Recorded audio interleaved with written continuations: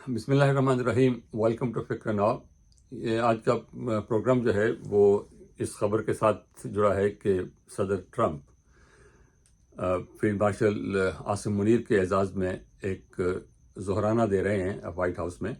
वो cabinet room में होगा 1 बजे, और वाइट हाउस की तरफ से इसका बाकायदा ऐलान कर दिया गया, 1 दिन पहले ऐलान कर दिया गया है। और इसके अदरवाइज़ ये कोई ऐसी इंपॉर्टेंट ख़बर ना होती, लेकिन जो सूरत हाल इस वक्त है ख़ास तौर पे ईरान में, उसकी वजह से इसकी बात की अहमियत काफ़ी बढ़ जाती है। और इसके साथ इसलिए भी कि सदर ट्रंप ने बहुत इम्पॉर्टेंट किरदार अदा किया पाकिस्तान और भारत की जंग के दौरान, और उस जंग को बंद कराया और कश्मीर के मसले को हल कराने के लिए अपनी खिदमत जो हैं वो उनको पेश किया।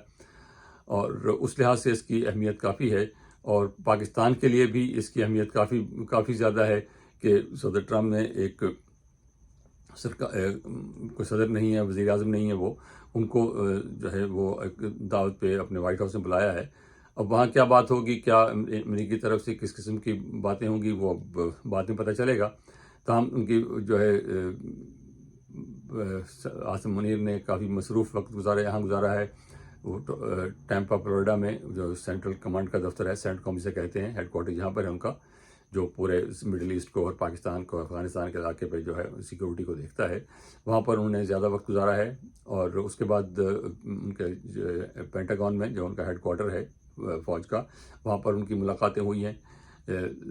CIA वगैरह से जो सिक्योरिटी के लोग हैं उन लोगों से मुलाकातें हुई हैं। अब सदर ट्रंप के साथ जो है ये सबसे आला तरीन मौका है, वहाँ पर है उनकी मुलाकात है, और ये एजाज़ की बात है। और इस पे जो है वो किसी को हैरत और तकलीफ तो नहीं होनी चाहिए थी, लेकिन भारतीय मीडिया में इस पे बहुत जो है वो शोर मचाया जा रहा है। पहले तो इसी पे शोर मचाया गया क्यों बुलाया है, और ये कहा गया उनको परेड के लिए बुलाया है। जनरल आसिम मुनीर को परेड के लिए नहीं बुलाया गया था। परेड का तो प्रोग्राम बहुत बाद में बना है, और जनरल आसिम मुनीर का जो दावतनामा उससे बहुत पहले का था। वो ये दावतनामा जो प्रोफेशनल एक्सचेंज हमारी और अमेरिकी फ़ौज के दरमियान रहता है, उसके कॉन्टेक्स्ट में था। उसका कोई ताल्लुक इससे नहीं था, परेड से। और फिर जब उन्होंने परेड की जब हुई है, परेड में उनकी शमूलियत नहीं हुई, तो भारतीय मीडिया ने यह कहा कि उसको परेड से निकाल दिया, परेड में नहीं आने दिया। भाई परेड से उसका कोई ताल्लुक ही नहीं था, उनका ना उन परेड के लिए आए थे, ना परेड के लिए उनको बुलाया गया था। तो लेकिन उस पर जो है वो फिर उन्होंने शुरू कर दिया। अब जब उनको सदर ने दावत दी है, लंच पे बुलाया है, तो अब जो है वो दूसरी तरफ वो चल पड़े हैं कि ये क्या हो रहा है, एक दहशतगर्द को बुला लिया गया है और हम पाकिस्तान दहशतगर्द मुल्क है। बिल्कुल जो है वो मत मारी गई है इनकी। आप कोई अकल की बात करो भाई, ये अगर उनको बुला लिया है तो आपको क्या तकलीफ है इससे। और एक खबर ये भी है, ये कंफर्म नहीं है लेकिन सोशल मीडिया पर ही है, तो इसलिए मैं एहतियात से कि प्राइम मिनिस्टर मोदी को ये कहा गया था कि आप कनाडा से वापसी पर यहाँ रुकें हमारे पास। तो उन्होंने रुकने से माजरत की है कि मुझे जल्दी जाना है।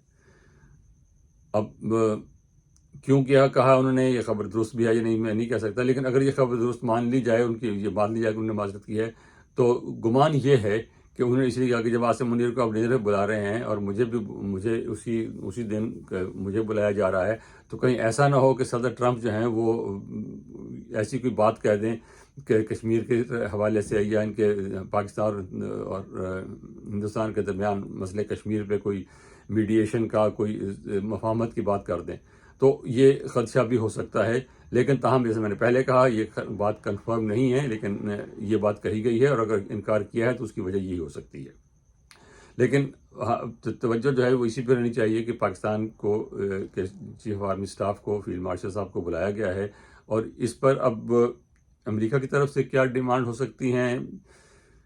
बायलैटरल था हमारा तो सारा, इसलिए वो आए थे, लेकिन अब ईरान की सूरत हाल के पेश नज़र जो है वो सिचुएशन काफ़ी बदल गई है।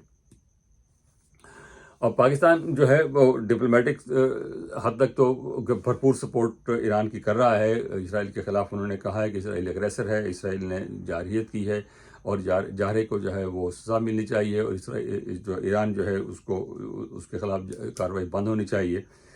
लेकिन अमलन पाकिस्तान जो है वो कुछ नहीं कर सकता। نہ تو فوجی لحاظ سے نہ ڈپلومیٹک لحاظ سے. ڈپلومیٹک لحاظ سے تبھی کر سکتے ہیں اگر آپ کے دونوں سے تعلقات ہوں, اسرائیل سے بھی ہوں اور ایران سے بھی ہوں, پھر تو آپ کہہ سکتے ہیں کہ ہم آپ کی صلح کرا دیتے ہیں, بیچ میں بیٹھ کے بات کرا دیتے ہیں. تو پاکستان کے اسرائیل کے ساتھ تو تعلقات ہے نہیں, تو اس لیے یہ بات تو نہیں ہو سکتی. دوسرا, پاکستان کو جو خدشہ ہے جو جینون ہے کہ اگر ایران کی حکومت گرائی جاتی ہے, ایران میں ایک بحران کی صورت پیدا ہو جاتی ہے, ایران میں کوئی اسٹیبل گورنمنٹ نہیں بنتی اور افراتفری کا عالمہ ہوتا ہے, تو پاکستان کے لیے سیکیورٹی کے معاملات میں بڑے مسائل کھڑے ہو جائیں گے. اور پاکستان یہ بھی نہیں چاہتا کہ وہ اسرائیل کے خلاف کوئی کارروائی کرے, اور کیونکہ ہمارا جو سیکیورٹی کا پورا سسٹم ہے وہ انڈیا اسپیسیفک ہے. ہمارا انڈیا کے علاوہ کسی اور سے کوئی ایسا جھگڑا وگڑا کوئی نہیں ہے کہ ہم فوجی لحاظ سے ان کے خلاف کوئی کارروائی کرنا چاہتے ہوں. ہمیں صرف ہندوستان سے خطرہ ہے. نیوکلیر پروگرام بھی ہم نے اسی لیے بنایا, اسی لیے سارا کچھ کیا.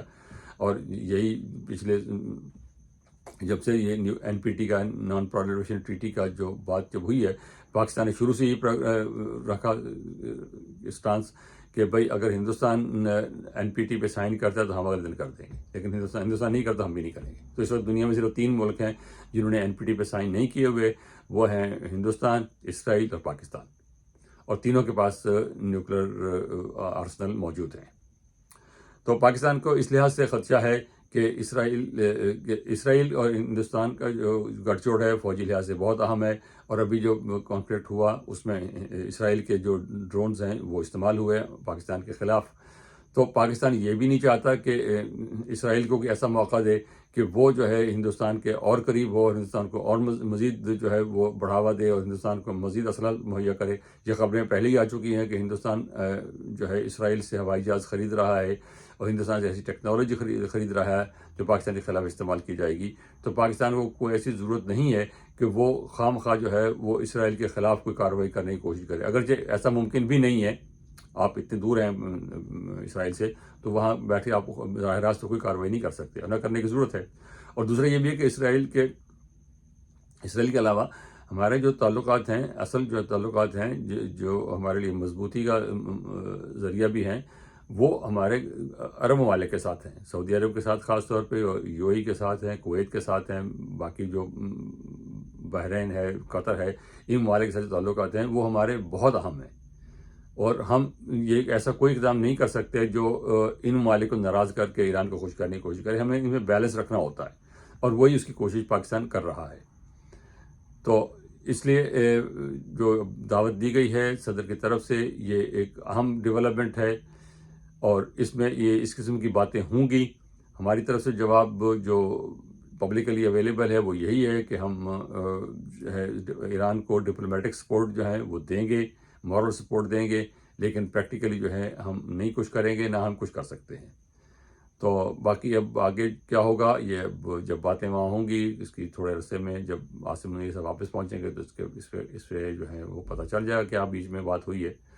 تو لیکن یہ جو لوگ اس دورے پر اور اس دعوت پر جو غصے میں ہیں اور ناراض ہیں, وہ کچھ پاکستانی بھی ہیں کہ ان کو بہت غصہ ہے اس بات پہ کہ صدر ٹرمپ نے کیوں بلا لیا اس کو. وہ تو غیر جمہوری ہے اور ہم تو جمہوری لوگ ہیں. خیر کتنے جمہوری ہیں وہ بھی ہمیں پتہ ہے. اور دوسرے وہ ہندوستان کے جو میڈیا والے ہیں ان کو جو ہے وہ تکلیف ہے کہ ان کو بلا لیا, یہ تو بہت برا ہوا ہے. تو ہمارے لیے اچھا ہے. تو یہاں بات ختم کرتے ہیں, اور امید کرتے ہیں کہ صدر ٹرمپ کی طرف سے جنرل عاصم منیر کو جو دعوت دی گئی ہے اس کا جو نتیجہ ہے, اس کے جو ثمرات ہیں وہ پاکستان کے لیے اچھے ہوں گے. بہت شکریہ, خدا حافظ.